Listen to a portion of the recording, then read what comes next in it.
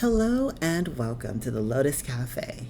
I'm Empress Tiramisu, the proprietress, and welcome to our Chill and Spill, a series where we grab a snack, a drink, and spill about whatever is on our minds and hearts. This session will be a long dive into my time on Azeroth. Take what I say with a grain of your seasoning of preference. This is all told from my perspective as a new player, someone with a long history of MMOs, an enjoyer of fantasy, a future game developer, and a writer. By no means am I attempting to trash the players or the developers.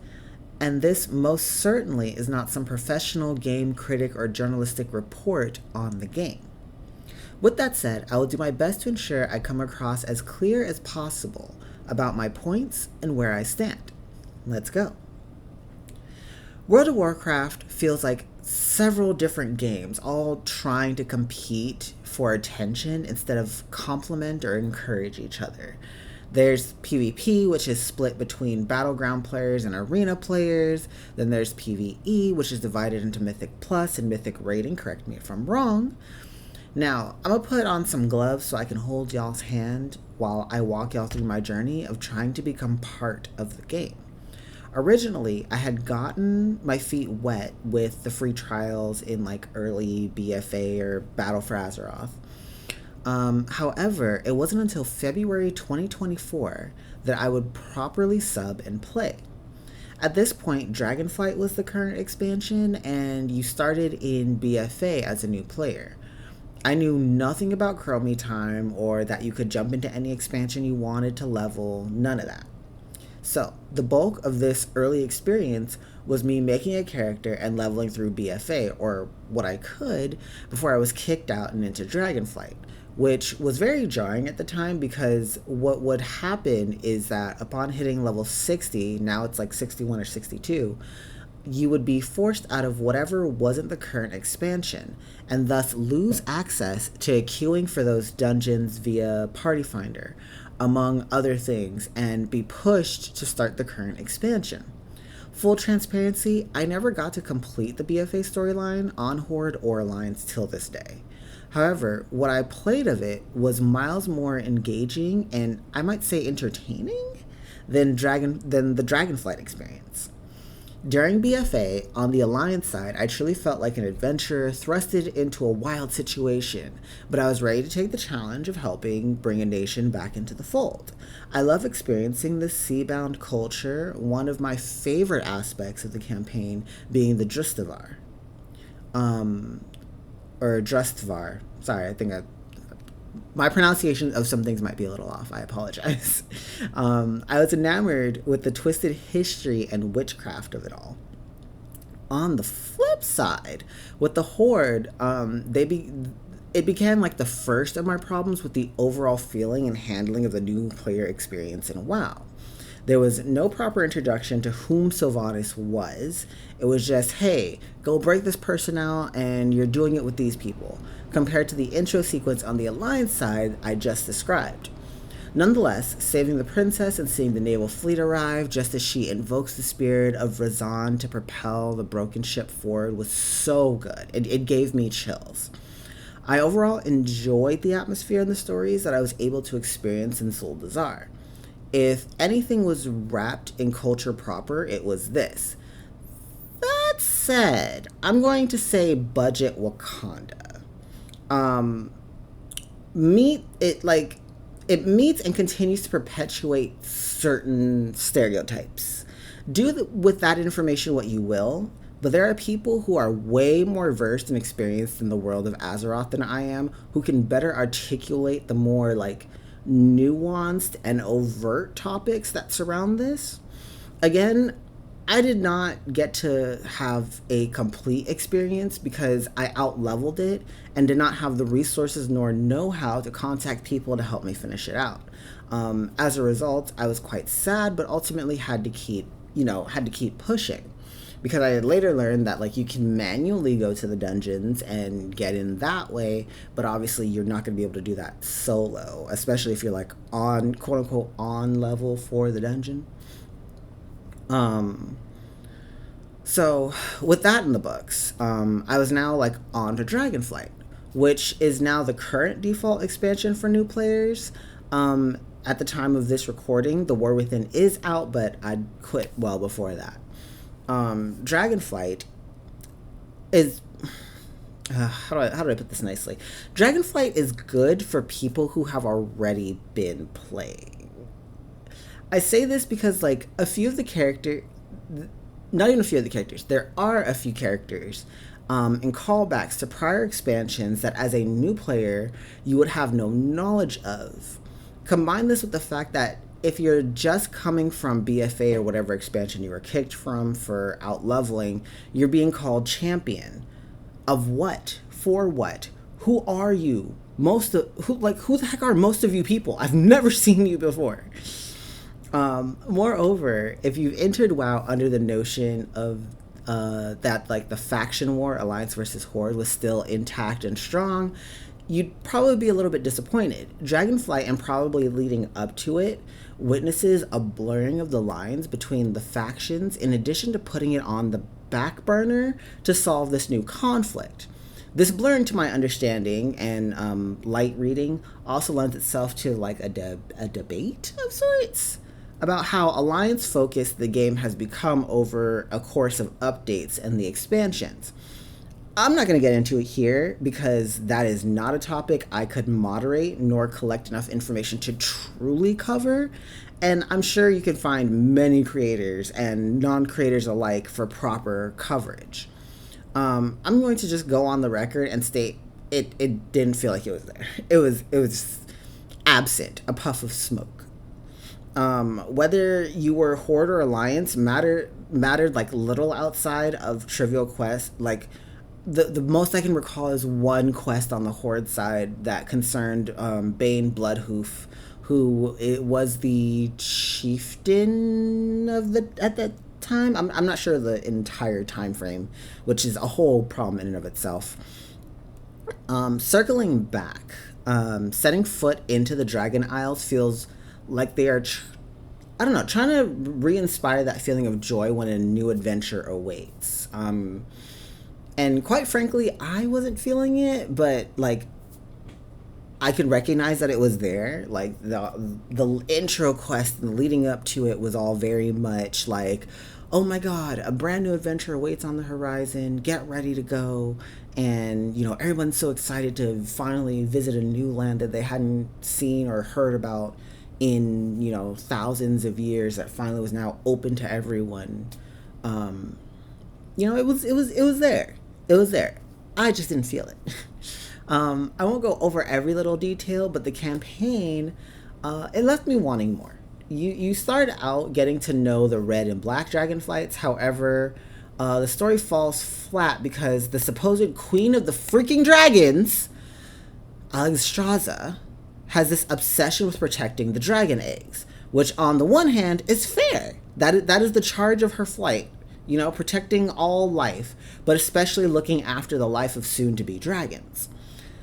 The person who should be with us the whole journey to reignite the oath stones and unify the flights decides to sit her ass down and do nothing except get worked up about some eggs, and then proceed to get her butt handed to her by the expansion's big bad. Like, make it make sense to me, girl. Do something. Fight back.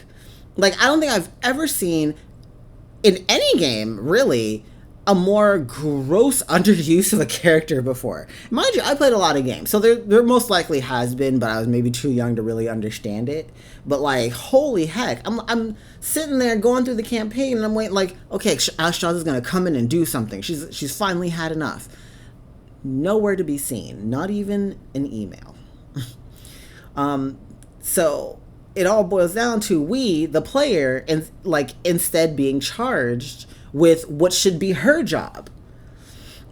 Anyway, the values of the red flight are conveyed through like the multitude of side quests that exist around the life pools. I'm pointing this out because the other flights don't exactly get the same treatment, so you don't really get an idea of what their oath really stands for. This is more apparent when we move over to helping the black or the obsidian dragonflight. The main meat is helping Rathian and his apparent long lost brother reclaim the home site of the flight. It completely skips over what the flight's supposed to stand for. I understand that later there's a raid that leads to a leader that's not either of the brothers being elected. Then we move over to the Green Flight storyline, which for all intents and purposes is like my favorite of the storylines because I actually walked away learning something about a culture and people we don't often get to see a side of. The centaurs of the Onarian Plains are such a delight to interact with because you learn about how each tribe contributes to the overall health of the plains. I was so much more engaged with that aspect of the campaign than the actual part of the campaign that concerned the Green Dragon flight. I wished I could have stayed with the centaurs so much longer. And I can't speak to the deeper side of everything because I haven't been with the game long and I just don't have that kind of background. So forgive me if the centaur aspect of the storyline did portray some stereotypes negatively, but on the at least the surface of things, I really wanted to stay with the centaurs. I wanted to learn more about their culture. I wanted to become more engrossed in it because you get introduced to the hunt like of the forgive me, I'm forgetting if they're called tribes, but of the tribes, you get introduced to the ones who do primarily hunting. They go out, they hunt wild animals, and they make sure they give back to the land, and they don't hunt more than they need. And I wish we could have like really gone through each one on a deeper level instead of like kind of like I don't want to say like, I mean, I guess it was basically like surface level, but I wish we could have stuck with each one a little bit longer to really, really like understand the culture that surrounds them. But I enjoyed it so much. Like I said, I enjoyed it more than the actual story concerning the Green Flight in and of itself. The Green Flight story was whatever. It was a small but major part of protecting the portal that holds the Emerald Dream, but that isn't truly relevant until like way late game, similar to like how I mentioned with the Black Flight story. There was a raid that kind of fills you in on some extra stuff. The Green Flight story had like a whole update dedicated to it and druids and whatnot. But moving on, in my heart of hearts, and I'm so sorry to everyone who loves the Blue Flight story, but the Blue Flight story was ass. I'm so sorry. Some of y'all probably just bit your tongue and started coughing. I'm so sorry. The worst of the storylines for me was probably the Blue Flight story, which surrounds the themes of unity, and they are basically in charge. They're supposed to be in charge of the ley lines and arcane balance and all that. Now, I say it's the worst because I just wasn't feeling that theme, and I wanted more focus on the point of the oath, because the whole point of us being here and going through all these stories is reigniting the oath stones. And to my understanding, I like the Blue Flight story was more about Caligos and his yearning for like having family, because the Blue Flight was like so spread out and this, that, and the third. And I understand that's part of reigniting the oath, because again, we do address the problems concerning like the ley lines and stuff later down the road, but there's supposed to be this theme of like family and community, and we get that with like the Tuskar, which more on them in a bit. But I don't know. Maybe I'm being too critical. I think that's probably the problem. I'm being too critical. I was so happy though that we got to see Sindragosa. For me, that was probably the best part of the quest line. We meet, we finally get to see who Sindragosa was. I mean, obviously she's expired, but I thought that was really cool. I got to see a black woman, a prominent black woman, who was a powerful dragon, and I think that was really beautiful. Shout out to the cosplayers, though, especially a specific one. She know who she is. Um, like I mentioned, we meet the walrus folk, the Tuskotter, who are such warm people. No pun intended. Again, another faction of people I really enjoyed interacting with. I really enjoyed their storyline compared to the Blue Flight storyline. I could do without the Blue Flight storyline entirely. I'm so sorry.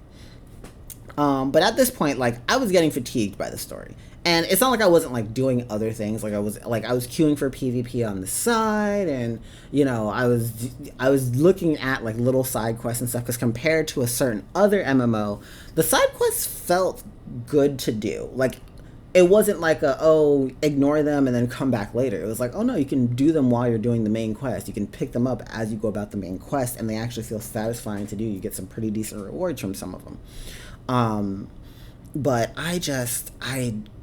God, at this point, I just was really fatigued by the story, and it felt like it was like dragging itself. I was still seeing no signs of Alexstrasza doing anything useful. I'm sorry, y'all gonna hear me step on her neck a couple of times throughout this, I feel, but like, I didn't see any of the help of any of all the flights that we helped at this point. With the flights that we helped at this point, I didn't see anybody pulling up to assist with anything else.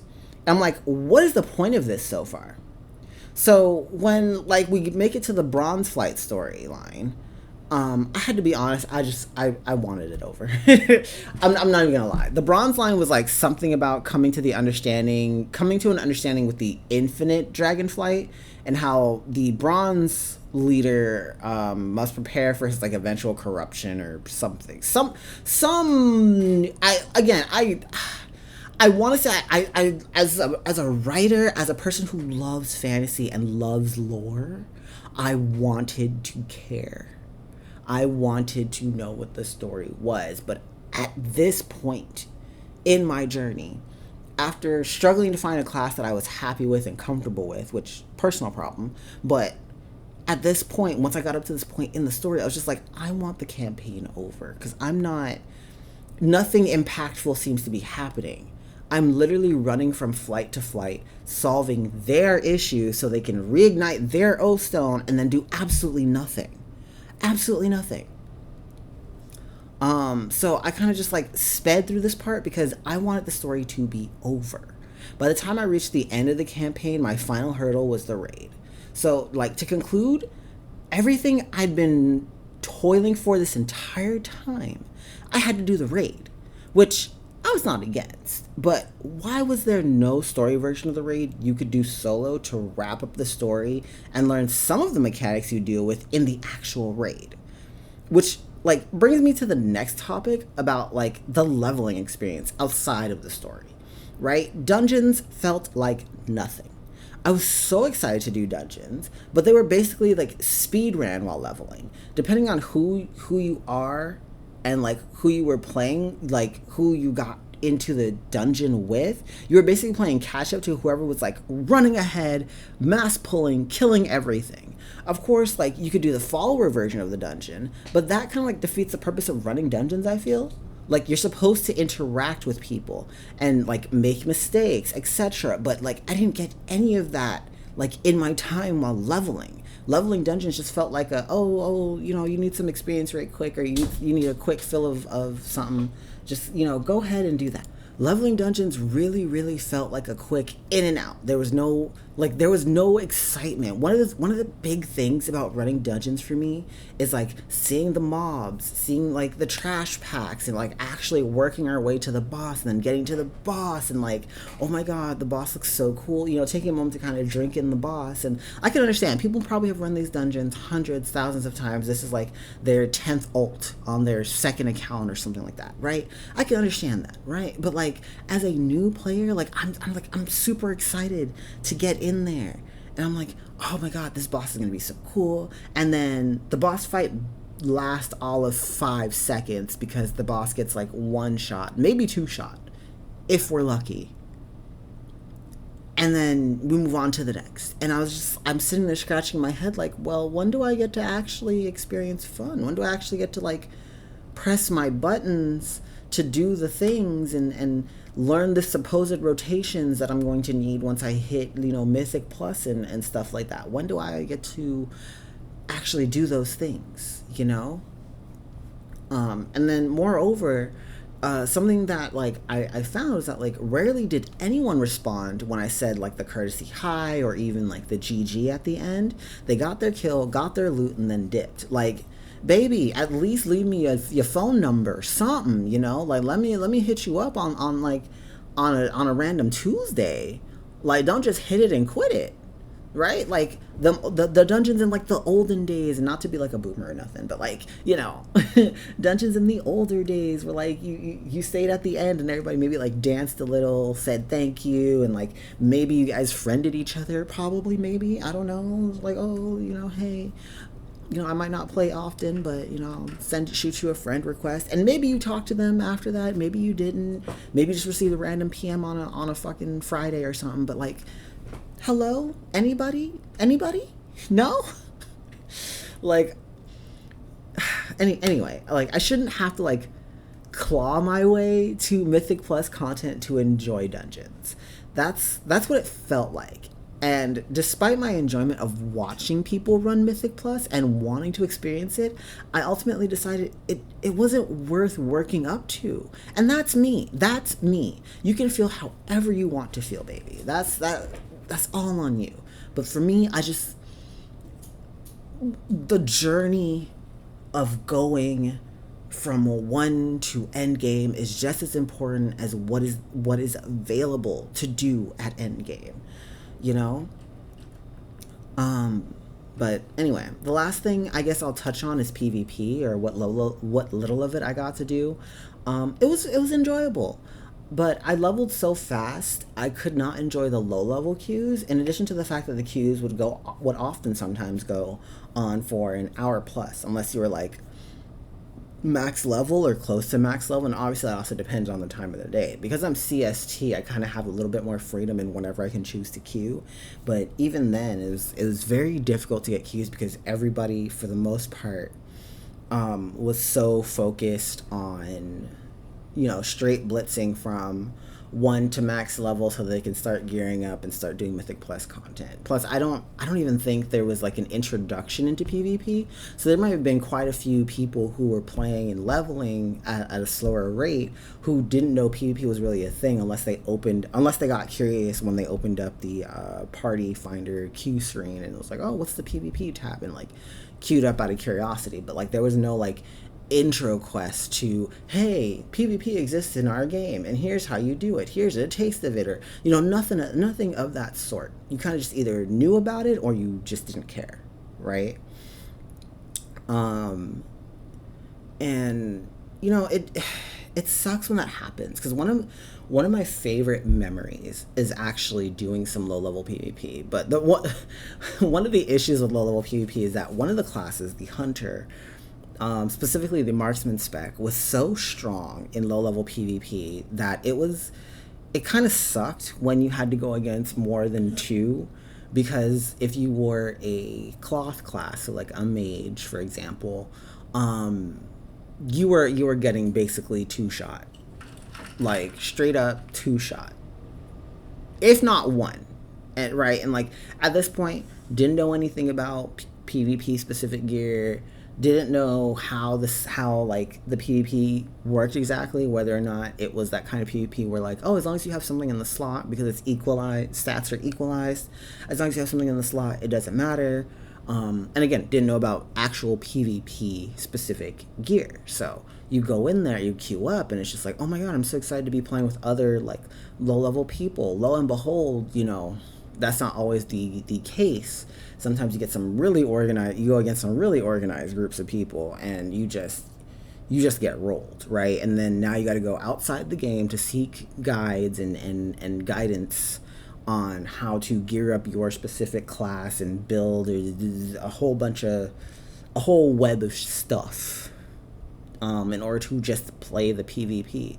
And mind you, that's like the instance PvP. That's the PvP queue for the PvP you queue for, the arena, the battle round. Never mind open world PvP, which I didn't see many people do. And quite frankly, as much as I wanted to do it, there are too many high levels lurking around because this wasn't the kind of game, like a Guild Wars 2, which if Guild Wars 2 had open world PvP, oh boy, that would be interesting to see. But it wasn't like a Guild Wars 2 where the map scaled you down so that you didn't have this obscene power level. You'd walk out to go do a quest and you just see a ton of max level people flying about, probably doing like leftover quests or doing what have you, and most of them would more than likely be in groups. So you're like, well, I want to turn on the open PvP, the flag up PvP thing, but I also don't want to get clapped and not have a chance to actually fight back. That's no fun. Like, there's nothing. Getting clapped is not a problem. Getting clapped without the option to fight back is the problem. But anyway, overall, I really wanted to like WoW more than I did. There's a lot I didn't touch on because this would run on entirely too long.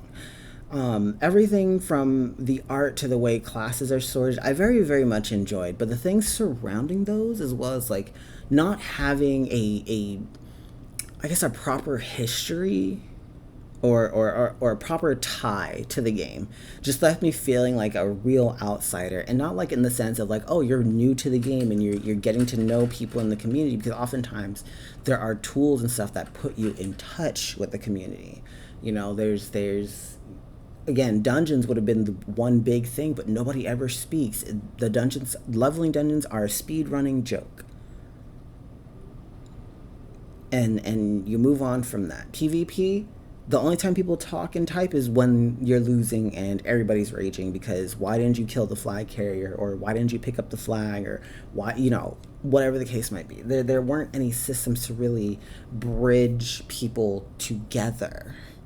And so I felt like literally an outsider, unless again you went to maybe a stream, maybe you have close friends who play the game.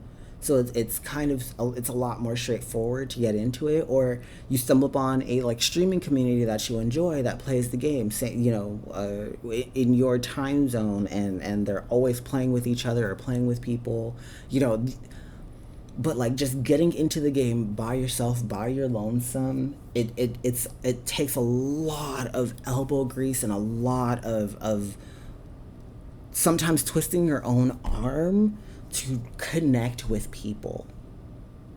And so that all really contributes to outsider feeling.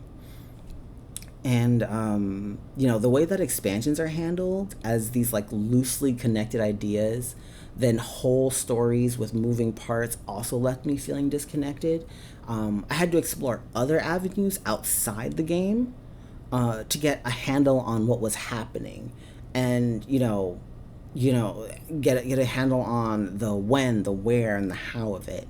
And I wish, I don't know what they could do, because what I don't want to do, what would be the correct term?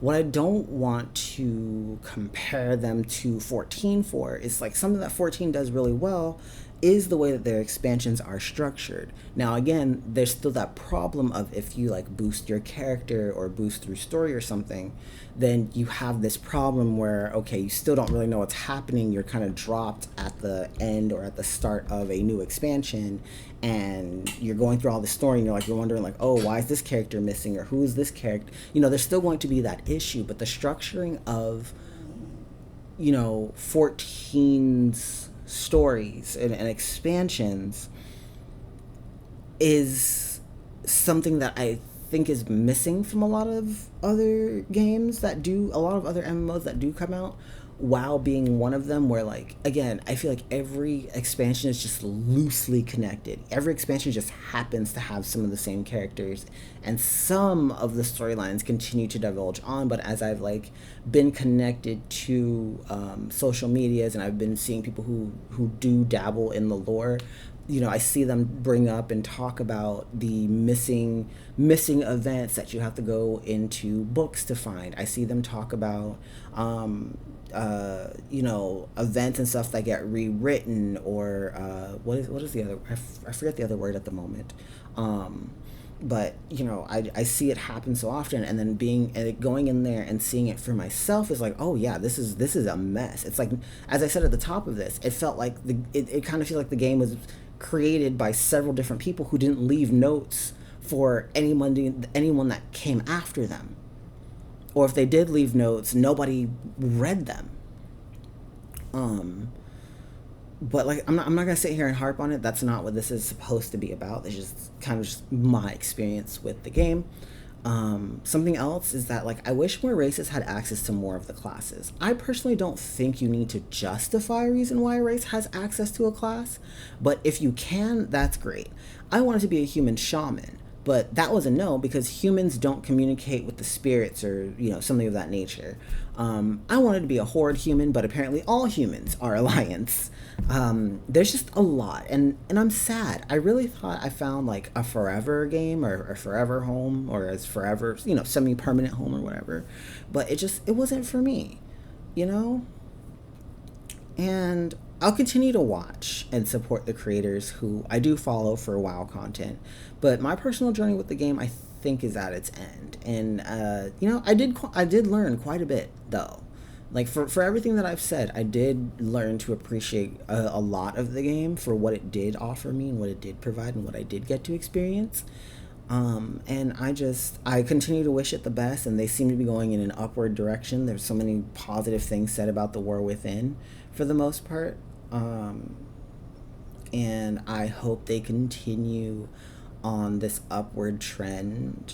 And hey, maybe, who knows, maybe they'll release an expansion that really, really draws my attention, and it will solve enough of the disconnect that I had, that I might get back into it. But who knows when that'll be, if that'll be. So that's just kind of my adventures with Azeroth. Thank y'all for chilling with me and spilling with me. And I'll see y'all back here next time. Please enjoy and take care.